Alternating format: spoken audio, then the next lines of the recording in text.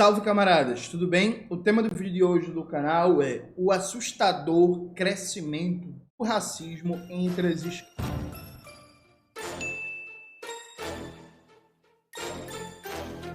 Antes de começar propriamente o tema do vídeo do canal, quero muito agradecer a você que ajuda a manter e melhorar nosso canal a partir do Apoia-se. Seu apoio é fundamental para a gente continuar o nosso trabalho. Note, se você acompanha meu trabalho há algum tempo, você já percebeu que eu sou um duro, intransigente crítico do liberalismo no seio do movimento negro. Eu tenho curso, eu tenho entrevista, palestra por mais de 15 estados brasileiros, militância, livro, artigo, uma porrada de vídeo no canal batendo no liberalismo no âmbito do movimento negro. Eu, inclusive, até que tornei aí, não foi bem criação minha, mas é que eu tornei conhecido o termo antirracismo de mercado, para se referir a essa perspectiva de luta antirracista que parte do pressuposto que é possível enfrentar ou reduzir os efeitos do racismo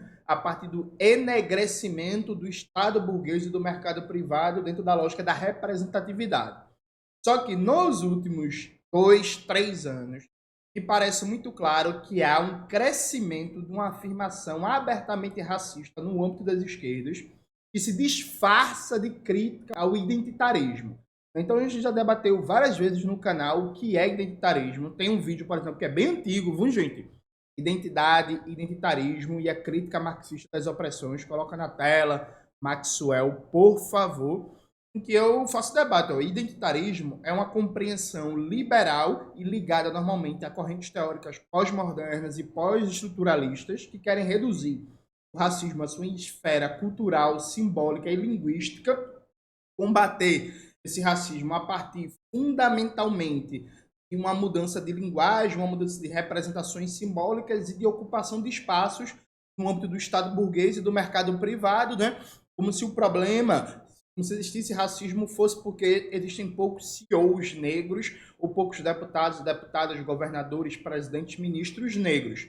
E aí, enegrecendo o Estado e o mercado privado, a gente vai resolver o problema do racismo. Sempre critiquei isso, sempre fui crítico, vou continuar criticando a minha vida inteira, porque, dentre outras coisas, eu me alinho a uma perspectiva de crítica antirracista e anticolonial à obra de revolucionários como Frantz Fanon e Clóvis Moura, que eram marxistas. Contudo, todavia, eu nunca fiz a crítica reacionária ao chamado identitarismo, que, ao invés de criticar o liberalismo no âmbito do movimento, nega a importância em si da luta antirracista e também tenta etiquetar e igualar toda a luta antirracista com as perspectivas liberais e pós-modernas. Então é como se todo o antirracismo fosse identitarismo. Isso é puro e simples pensamento reacionário e é uma forma racista. Porque assim, gente, vamos lá, No Brasil, no país do mito da democracia racial, todo mundo que nega a centralidade da questão racial na história brasileira, na estrutura de classes do país, na acumulação capitalista do Brasil, está fortalecendo o racismo. Tem uma perspectiva racista. Aí a gente pode até usar um termo do Georg Lukács, que é apologia indireta do racismo. Então a pessoa não diz preto tem que se fuder, sou racista mesmo, vivo e branco, mas a partir do momento que ela nega a centralidade do racismo na dinâmica capitalista brasileira e no exercício do poder político, ela está, dentro do mito da democracia racial, servindo para uma ideologia que diz que não há uma questão racial como central na dinâmica brasileira, na luta de classes brasileira. E isso é um discurso racista. Ponto.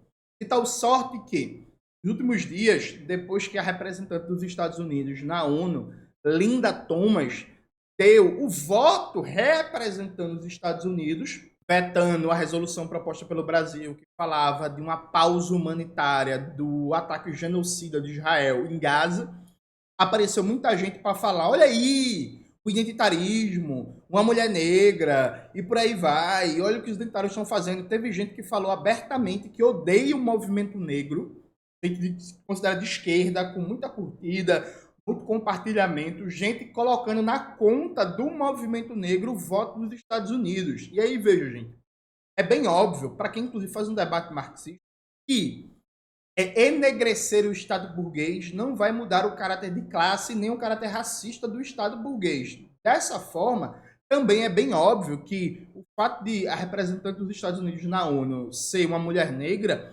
não muda o que é o imperialismo. Então você poderia, por exemplo, aproveitar esse episódio para fazer um debate à noção liberal de representatividade, dizendo assim, ó galera, tá vendo? Tem aqui uma mulher negra, mas o fato de ter uma mulher negra não mudou o que significa o imperialismo. Essa mulher negra está submetida a uma estrutura que ela ajuda a reproduzir com a estrutura imperialista, violenta, colonialista, neocolonialista e racista. Mas não. O que fizeram foi usar esse episódio para atacar o movimento negro, atacar a luta antirracista e não fazer uma crítica ao liberalismo no âmbito do movimento negro. Isso é uma perspectiva, gente, abertamente racista. E aí, por que eu digo abertamente racista?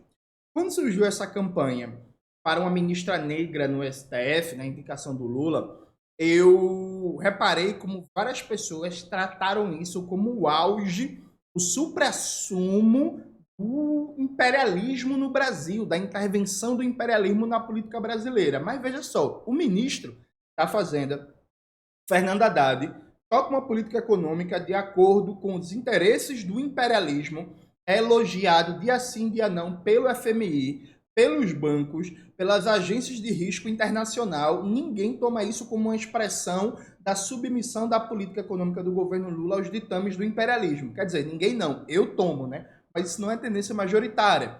Assim como essa semana agora que passou, vai ter até um vídeo no canal sobre isso essa semana agora, né?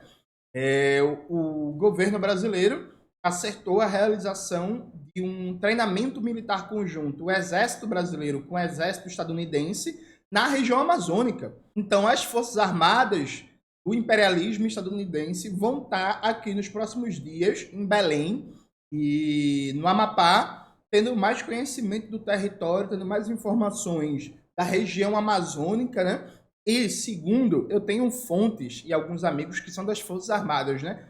Nos anos 90, muito por uma perspectiva conservadora e reacionária, existia muita resistência dos militares brasileiros, particularmente do Exército, à ideia de bases militares dos Estados Unidos na região amazônica. Hoje, essa resistência acabou, então não se surpreendam se nos próximos 2 ou 3 anos apareça o debate de uma cooperação internacional para preservar a floresta amazônica, com inclusive a instalação de uma base militar internacional comandada pelos Estados Unidos. Hoje, as Forças Armadas brasileiras, particularmente o Exército, são simpáticas já, vários setores, à ideia de uma cooperação permanente com instalação de bases militares estadunidenses na região amazônica. É o governo Lula que está fazendo isso, não é o Congresso. E aí praticamente ninguém fala de imperialismo, né? Com exceção do sempre combativo e coerente deputado Glauber Braga, eu não vi nenhuma figura relevante, nenhuma figura com cargo se posicionar sobre isso, né? Então você tem vários e vários exemplos de uma agenda do governo Lula submetido totalmente aos interesses do imperialismo, mas algumas figuras só veem participação do imperialismo na hora de falar de uma campanha para a ministra negra no STF, né? O que é uma coisa surreal. Por exemplo, hoje um dos principais mecanismos de manutenção do Brasil nessa condição subalterna na divisão internacional do trabalho e aí de ligação subordinada do Brasil ao mercado mundial imperialista é a dinâmica primária exportadora do agronegócio e da mineração. Então é interessante como uma figura como Aldo Rebelo se apresenta como nacionalista, diz que é anti-identitário, mas defende toda a estrutura primária exportadora que garanta que o Brasil seja eternamente um ator de segundo plano no sistema interestatal global, porque não tem indústria, não produz ciência e tecnologia, não tem complexidade produtiva, não está no rol dos países que mais produzem patentes do mundo, que mais investem em ciência e tecnologia, em PD, não tem forças armadas modernas, não tem um sistema de satélites de comunicação própria, etc, etc, etc.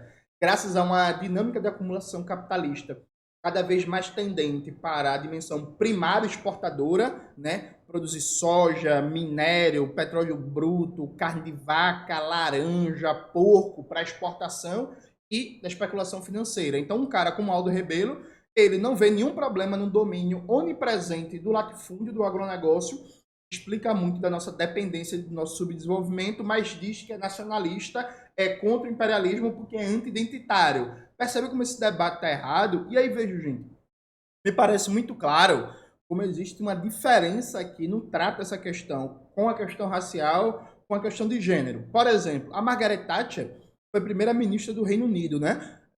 Décadas atrás. Ninguém, absolutamente ninguém, eu particularmente nunca vi isso com peso, deslegitima a luta feminista, a luta contra o machismo, falando da Margaret Thatcher, ou falando, por exemplo, da Tabata Amaral, ou de qualquer outra figura feminina, liberal, de direita, reacionária ou fascistoide. Sei lá, Giorgia Meloni, da Itália, a primeira-ministra do país, é uma fascistoide. Nem por isso, ninguém aqui no Brasil, pelo menos que eu vi, falou assim, ó, tá vendo esse negócio de luta das mulheres, não adianta de nada, é papo furado, não sei o quê. Olha o exemplo da Itália. Mas quando é no caso do movimento negro, qualquer exemplo de uma figura negra, liberal, de direita, reacionária, fascistoide, parece que vira a deixa perfeita para atacar o movimento negro como um todo, para atacar a luta antirracista, para atacar, inclusive, algo que já tem uma vasta literatura crítica marxista, que é a importância da questão racial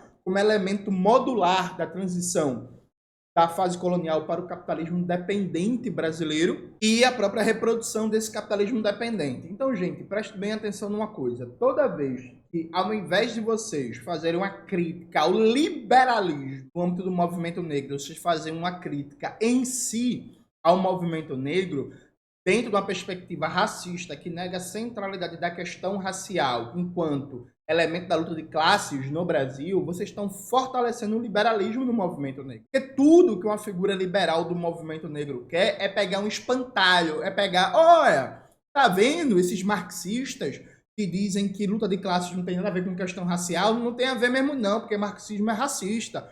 Olha, tá vendo esses nacionalistas que dizem que a questão nacional não tem nada a ver com a questão racial? Tem nada a ver mesmo não, eles não pensam na gente, vocês facilitam a vida do liberalismo. Cada vez que um marxista fala merda, que alguma figura que faz um debate nacionalista, numa perspectiva de esquerda popular, fala uma merda sobre questão racial, vocês estão fortalecendo o liberalismo no âmbito do movimento negro e dos movimentos de luta contra as opressões de maneira geral. Porque tudo que essa galera quer é que, por exemplo, os marxistas defendam uma concepção de luta de classes não tenha relação nenhuma com a questão racial. E aí, de fato, você facilita o trabalho deles. Qual é o trabalho deles? É separar a luta antirracista da luta de classes, da crítica da economia política e do debate sobre a construção de um outro poder, do poder popular, de um Estado proletário. A partir do momento que você, marxista, ajuda nessa separação, você está jogando no campo dos caras, você está fazendo tudo. É tudo que a Fundação Ford, é tudo que a Open Society, é tudo que a Globo, é tudo que o Banco Itaú, é tudo que o Bradesco, é tudo que os Estados Unidos, que a Fundação Rockefeller querem, cada vez mais figuras marxistas, anarquistas, desenvolvimentistas, nacionalistas de esquerda, façam um debate sobre questão racial, sobre questão indígena, sobre questão da mulher, sobre questão LGBT, separado da crítica da economia política, do capitalismo dependente, separado do debate anti-imperialista, separado do debate da luta de classes, separado do debate sobre poder político. Porque quanto mais você faz isso, tratando como antagônico uma agenda de transformação estrutural das condições econômicas e do poder político, da luta contra as opressões, você facilita esse discurso liberal que quer afastar totalmente todos os movimentos de luta contra as opressões, como o movimento negro,